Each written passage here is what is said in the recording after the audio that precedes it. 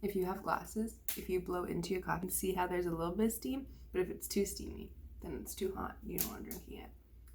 Pro tip. Hi friends, good morning. My name is Bronny Cooper, and in today's video, I'm going to be sharing with you how I stay organized and productive.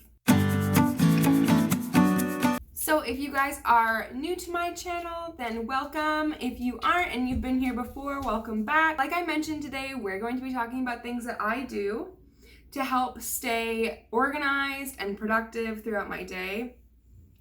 I want to make sure that it's clear that even though someone might look like they have their life together, they really don't. I get this comment a lot from people, especially that I go to school with, that it looks like I have my life so put together and that I know what I'm doing and that I'm organized and all that stuff. But that really isn't the case. You don't know how people stay organized or how they do things with their life. So just because these tips work for me doesn't mean that they're going to work for you. But I think they're pretty useful. So I hope that they work for you. So basically, one of my biggest passions in life, like the top, is organizing and productivity and making lists and crossing things off of lists. I'm the type of person that will put things on a list that I've already done so that I can cross it out.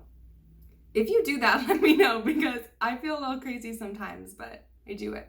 Without further ado, let's get into this video and start these tips. Okay, so my first tip for you guys is to think about your life and your situation.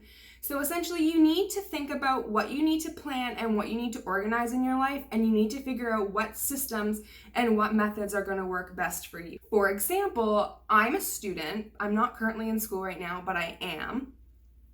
I'm also a wife and a homeowner.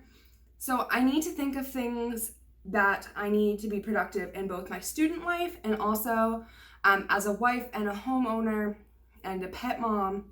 I need to make sure that those systems in my life are in place and organized. For someone else, you could have something like work that you need to organize, kids, anything like that. If you have any big like volunteer projects, things like that, anything that you need to organize and to get done, you need to think about that before you take the steps to organize it. So you also need to recognize what type of organizer and planner and stuff that you are to help you remember things in your life. I've tried to organize my life on my phone and it does not work for me. I am a pen and paper, organized, write it out type of person. That's what I need to do to be productive.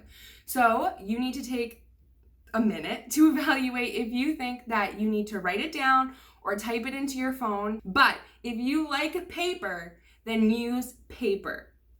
So my second tip for you guys is to look into getting a planner. Like I mentioned, this can either be on your phone or in paper. With a planner, you can do it by month, you can do it by day, you can do it by week. You can find a layout that pretty much works for you. And then in your planner, you need to decide things that you need to organize. So when I break up my planner, every day I put blog, home, and other. So under blog, I'll put the things that I want to do for the day. So what Instagram post I need to put up, what video I need to film, what blog posts I need to write, what needs to go up where.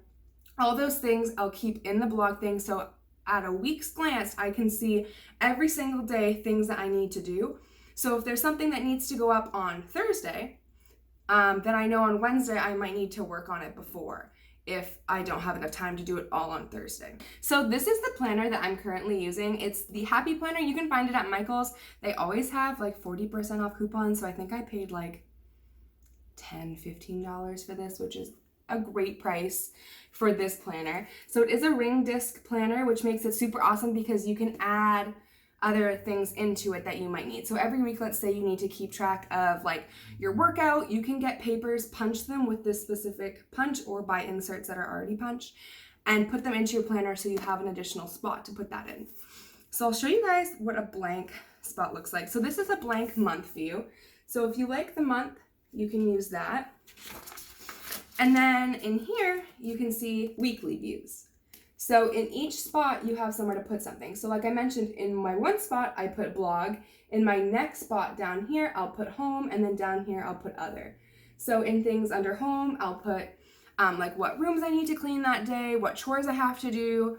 Do I have to go grocery shopping? Do I have to meal plan? Things like that. Under other, it would just be random things like if I have to mail something, or I have to remember to like go to a certain store and get something, then I'll do that. So this is my planner that I will put in like forethought thinking what needs to happen on every single day that week. And I'll usually sit down between Friday of the week before to Sunday of the start of that week, because this planner goes from Monday to Sunday.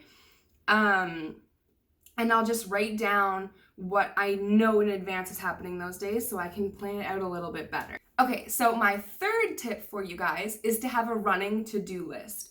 And I know that this can seem kind of overwhelming, but this is my favorite method to making sure that everything in your day gets done. So as you can see, it doesn't have to be anything fancy. I think this was 50 cents at Walmart during back to school season last year. I bought a few of them. I've already gone through one completely this summer. This one here, you can see I never actually even took like the logo page thing off. And then I would just fill it up. You can use the front, the backs, either or. You could do all fronts and then flip it this way and then do all backs, if that's just what you prefer.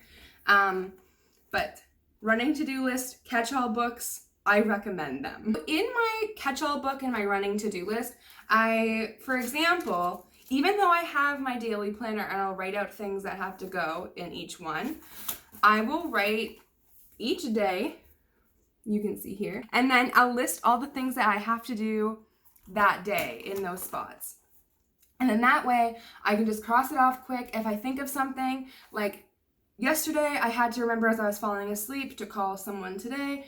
So then I just grabbed it and wrote that down before I fell asleep. So it wasn't in my brain and like keeping me awake. I knew that when I woke up the next day, it would be written down, I would remember it, and I would do it.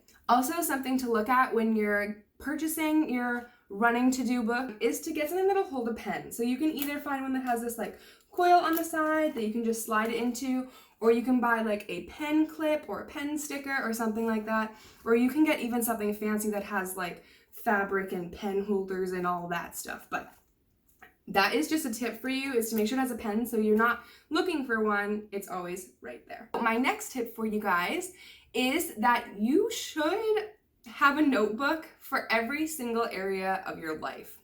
Like I mentioned in the first step, you need to recognize what areas of your life need to be organized. And now there are some cases when you can lump things together. For example, in my running to-do list, I put everything for that day that I need to get done, but I don't necessarily go into specifics. So for example, today I just wrote blog. So under that, I would then go to my blog notebook, which I have with my notes just like behind here. All the things that I want to include in this video, all the blog topics that I want to do, anything that's blog related is in that notebook. Now, also, I do have a running list on my phone. So if there's ever a moment that I don't have my notebook with me, I can put it on my phone. So make sure you're utilizing both electronic and paper when you can, and figuring out which way is best for you to do that. Other areas, like I mentioned, that you might want to get your own notebook for, or just like own little folder in your phone or whatever, is school and work, volunteering, home, kids, pets, anything that you need to organize and mark down. I would suggest that you have different spots. Okay, so tip number 5 is to have systems. So one of my biggest tips to people when they tell me that their life is like kind of chaotic is I ask them like, what systems do you have in place to keep it organized? For me, I need to keep things like important paperwork and bills, and when school is in, I need to keep that organized also. So what I do is every bill that comes in, I open it, I see when it's due. If it's something that I still have to pay and haven't paid like right away or whatever, it goes into the front folder of my envelope holder on my desk. I will write the date that they're due on the front of the envelope and leave them in the envelope that they came in. Now, I know that paperless billing is an option and it is fantastic for the environment, and if that is something you can do, then go for it. But personally for me, I like to have it on paper. And also, I switched to paperless and I never got emails, like at all, like not even my spam or anything. So then I had to like call the companies and be like, hey, is my bill due this month? So make sure you keep an eye out that you're paying your bills if you're going paperless. But so I switched back to paper billing, and that's what I do. So I'll write the due date on the front and I'll stick it in that front slot. If I'm paying it the next pay period, I'll pay it the first pay day that that it comes in. I'll pay that. I will write paid on the envelope if I don't take it out right away and put it in the next step of my file system. So then in the spot behind it, I have a file folder that says papers to file. And then I'll take it out of the envelope, flatten out the bill, staple it if it's more than one paper, and put it in that file folder. So then I don't have to pull out my accordion and my filing system every week, every 2 weeks. When that file gets full, which is usually every couple of months, I'll just transfer everything to its correct spot there. My next step is for important paperwork. Like I mentioned, I have that file folder that says to file. So I'll just stick anything that comes in the mail. So like insurance renewals, health insurance related things, I'll just stick it in that spot also. And then I know that if I need to access that sooner or later, it'll be in there or in the accordion file. So I don't have to go looking for it. I also, let's say, for example, Keenan just had his wisdom teeth removed last week, so I needed to make sure that I brought all the correct paperwork for him for his appointment, which he could do, but like, I do it. So I bought a bunch of small paper clips because the big ones are just a little excessive. You don't need massive paper clips.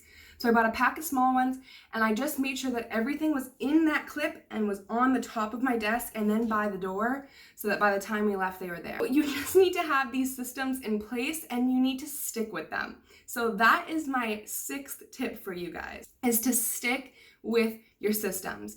Write it down, cross it out, make an effort. If you decide that you want to start organizing your life and being more productive, then you need to put in the effort to do it, which I know sounds easier said than done, but if that's what you want to do, you got to do it. So my next tip and my final tip, tip number 7, is to act like you have it all together. And I'm not saying to just act like you're perfect all the time, or like be that stereotype they talk about that you only see the good stuff on Instagram and all that, whatever. I'm just saying for yourself, if you act like you have it all together and you know what you're doing and all that stuff, things start to come easier. So if you put this positive energy out into the world, that you are going at this head on, that you're organizing and being productive and doing the things that you need to, it is more likely that you're actually going to do them, first of all.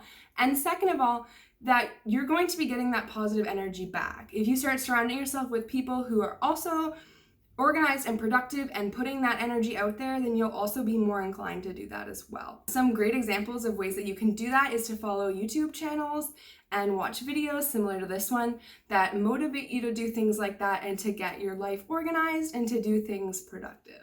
Okay guys, so that's all the tips I have for you on how I stay productive and organized and how you can do it as well. If you like this video, be sure to give it a thumbs up, hit that subscribe button down below so you're notified every time I post a video. I also blog over at Bronny's Brew. I'll have that link down below. You can check it out, read some of my blogs. I'll also have my Instagrams linked down below. You can check it out also. Bye guys, see you next time.